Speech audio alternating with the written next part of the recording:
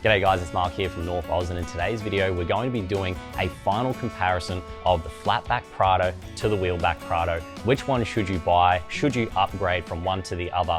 Which option should you pick? Let's get into it. Earlier this year, my dad and I made a very comprehensive comparison of my Flatback Prado to his Wheelback Prado. So if you haven't seen that video, go ahead and check it out. It actually ended up being the most popular video on my channel. With my Flatback Prado leaving us this week, I thought it would be the best time to do a final comparison of the Flatback to the Wheelback Prado. Unfortunately, because of the tight time frame, I wasn't able to get Dad in this video, but I have asked him for his thoughts and some of the answers to the questions that you guys had as well. So we'll be getting to all of that in this video. Final thoughts on the Flatback and the Wheelback and answering all of your questions. That's what we're doing today. So in case you haven't seen any of my other videos, this is my Flatback Prado and this is my dad's and my mum's Wheelback Prado.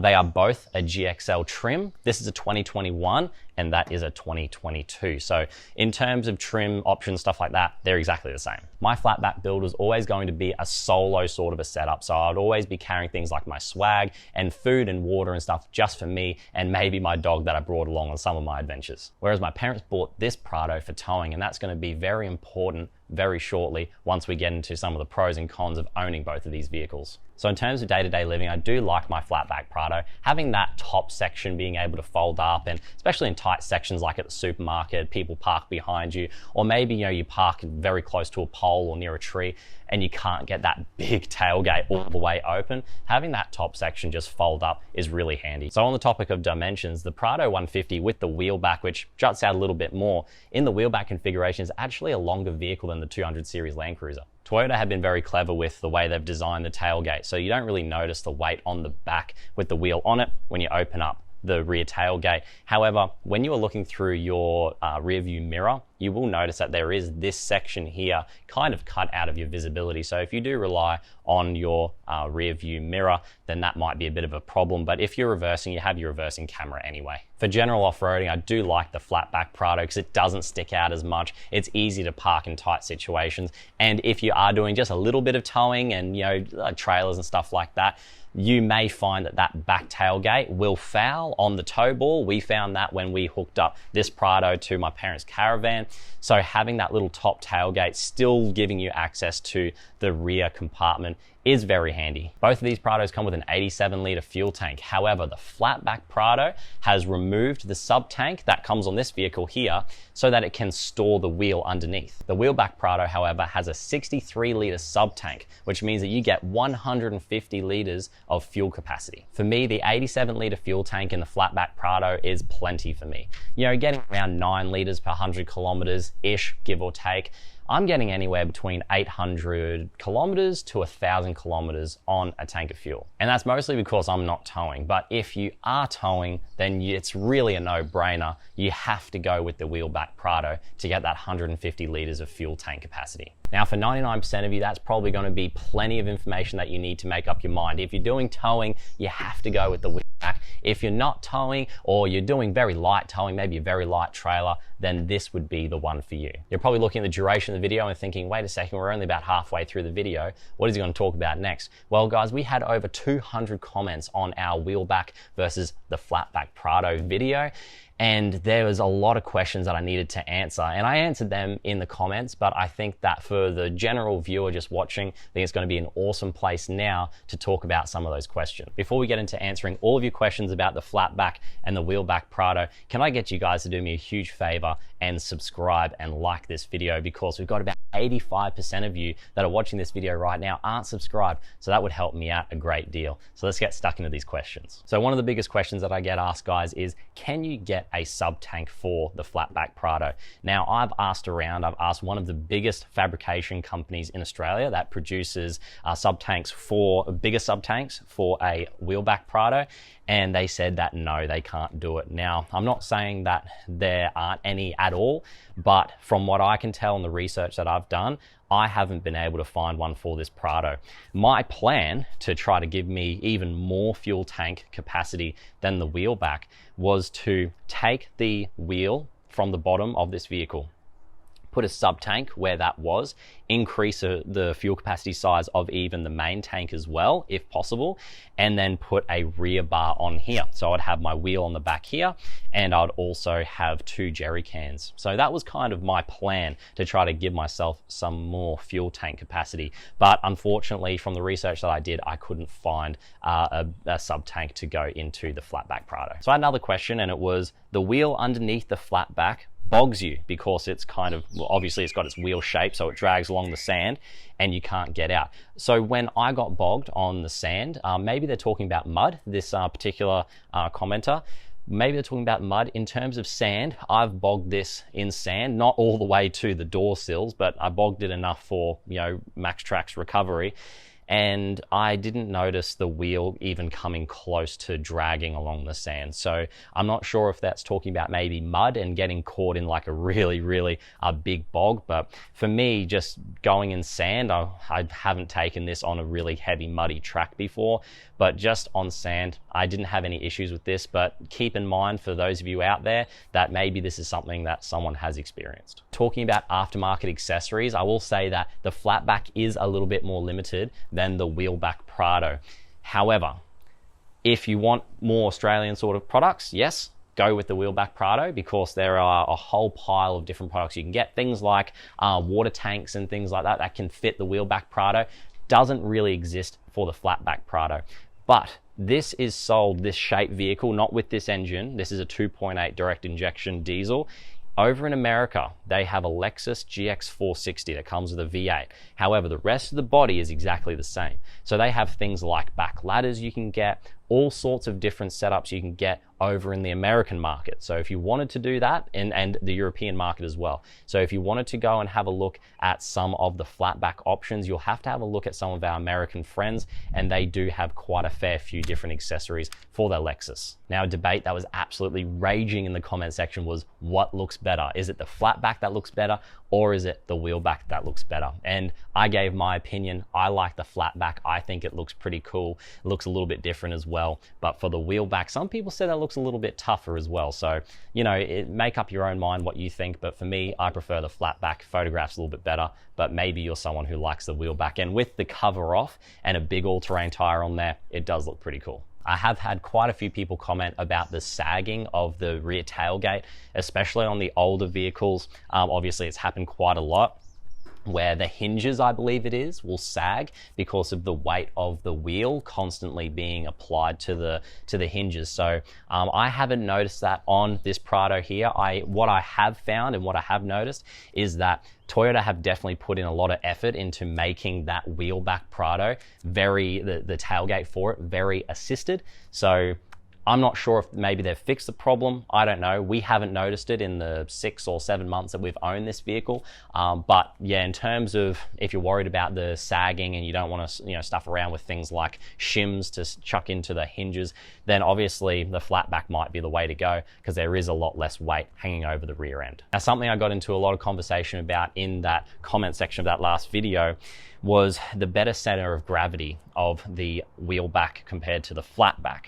Now, the Wheelback, of course, has the wheel hanging over the rear end further away from the rear axle. Now, in this vehicle, it's lowered down, and it actually sits surprisingly quite far back. So in terms of center of gravity, yeah, sure, you're going to have a little bit more weight up high as well. So, not only that, but you've also got the fuel tank in there as well, which some people say will help the center of gravity. Listen, I'm not too sure. You would need someone who's an engineer to talk about that. But in terms of when I've just done my off-roading in this vehicle, I mean, it feels really solid. I can't fault this at all. And it hasn't once kind of felt like it's been moving around. I haven't done any serious off-roading in Mum and Dad's Wheelback Prado. I've really only done that in this vehicle, and this was really solid. So in terms of the center of gravity argument, listen, I'm not too sure. What I do know is that vehicle has more weight in it because of the sub-tank, and there is more weight hanging over the rear axle. So I guess you guys can kind of make up your mind what you think, but in terms of apples for apples comparison, I don't really have that for you guys. So sorry about that one. So one of the biggest questions that I get asked about is GVM on these vehicles. Now, the figures that I have is 660 kilograms of GVM in the wheelback. Now, the flatback, from the calculations that I could do, is you're going to save, with the tanks full, you're going to be saving around 80 to 90 kilograms. I estimate from the specs that I had that the fuel tank alone weighs about 15 kilograms in the Wheelback Prado. You're able to carry an extra 67 liters of fuel, so we'll say an extra 67 kilograms. So you're going to be saving, around that 80 kilograms weight with all the tanks full. So you've got about an extra 80 kilograms of GVM in here, from my understanding. Now, I did have the argument from people commenting, which rightfully so, is that if you don't fill up the sub tank, or you don't fill up the tank all the way full in the Prado 150, well, then you're going to have about the same GVM anyway. And yes, that is correct, but you have to think of things as well a little bit in the practical world. So in the practical world, before you go on a camping trip, you fill your tanks all the way up, right? So if you've accidentally gone a little bit over your GVM and you've say got the exact same amount of fuel, maybe just 87 liters in here and 87 liters in here, but you've got that headroom for the extra weight of the fuel, and you fill it all the way up, that could be a very big mistake that you'll make, especially if you get to a roadside weight machine scale, and you were trying to only fill it a certain amount of way up because you wanted a little bit of extra GVM. Unfortunately, in the real world, I think you'll find yourself in a little bit of strife. So in terms of extra GVM, safe GVM, yep, you could go with this, pack yourself some jerry cans if you're a little bit unsure about your GVM. So once you get remote enough, then you can fill them up. I don't know, guys, it's up to you, but I'm just giving you some ideas and some of the facts that you are going to have more weight, and you're going to be carrying more weight day to day, which is going to affect things like fuel economy and the GVM.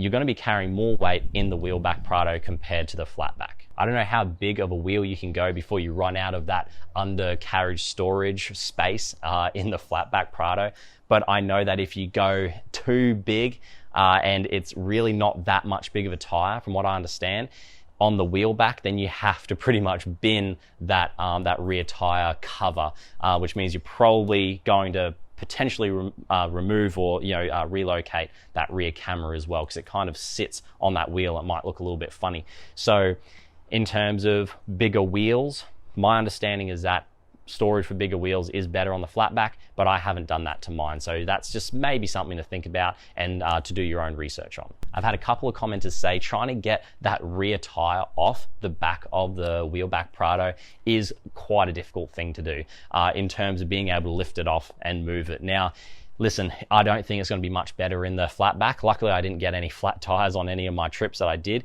but trying to get the vehicle out, trying to get the tire from out underneath this vehicle is not going to be a particularly easy thing to do. So in terms of which one is better for, positioning into if you want to change your tire, listen, I don't know, maybe the wheelback, might be a little bit easier because you're lifting up and out as opposed to getting under the vehicle and dropping the tire down. So listen, I don't have an answer for you guys, but again, that's just another thing to think about if you're going and you're thinking about which vehicle to purchase. Another comment I got was a Flatback Prado is more unique than the wheelback. Now, good and bad. We've had some people say that the wheelback, the wheel on the back of the Prado is what makes it the Prado. The 200 series has the flat tailgate, which actually is a lot better because it has a split tailgate, not just the top glass moving. And, they said, oh yeah, the 200 series has got the flat back, leave it at that. Let the wheel stay on the back of the Prado. It's iconic.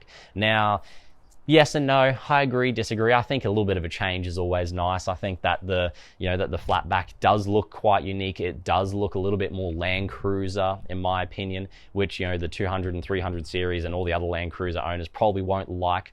But at the end of the day, this is a Landcruiser, even if it is the Prado edition. And I think that the flatback makes it a little bit more unique. And I think that sometimes you have to do a little bit of a double take on these and think, oh, is that a 200 series or is that a Prado? Because I know that I've done that myself a lot of the time. I'll see a Prado go past at a certain angle. I think, oh, is that a 200 series? And then I'll see obviously a defining feature of the Prado. And it's like, no, it's actually a flatback. So in terms of the argument of wheelback versus flatback, what looks better?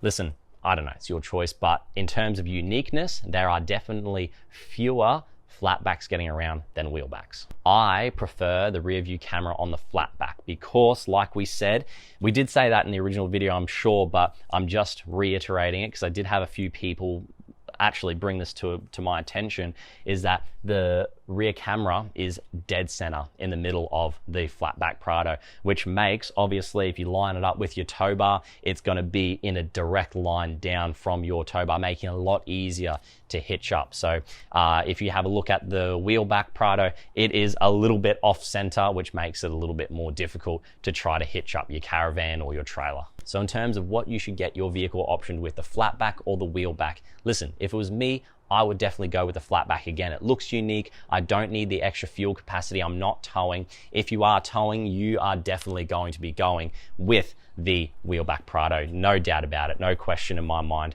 The extra fuel is a must.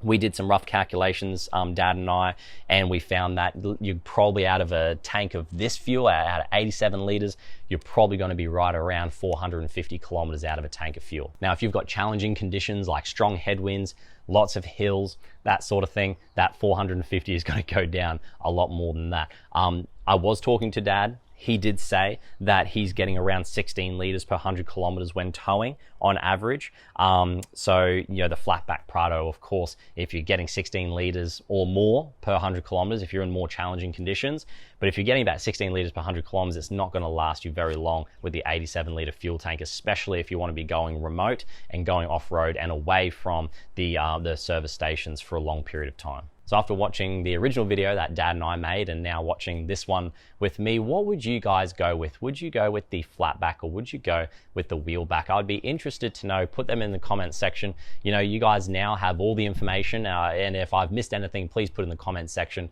and I'll gladly answer it. Now, I have mentioned this in previous videos, but the Flatback Prado is leaving us to go to a new home, and it served the channel so well, served me very well. I'm going to miss it, but I am getting a new vehicle. I think you guys are really going to like it, so make sure you stick around for that, and it's going to help us out a lot with some of our different comparison videos that I've got planned. If you've watched this before the reveal video of the new vehicle has gone live, then make sure you comment. You have to like this video, you have to subscribe, and you have to comment what you think the new vehicle is going to be, and that puts you into the draw to win some stickers. You have to also go over to North Oz Photography, so at North Oz Photography on Instagram, and that's where I'll be revealing who the winners are of this little giveaway that we're doing. So as usual, guys, thank you so much for joining me, and I'll see you very shortly for some very exciting videos that we've got planned for both the rest of this year and going into 2023.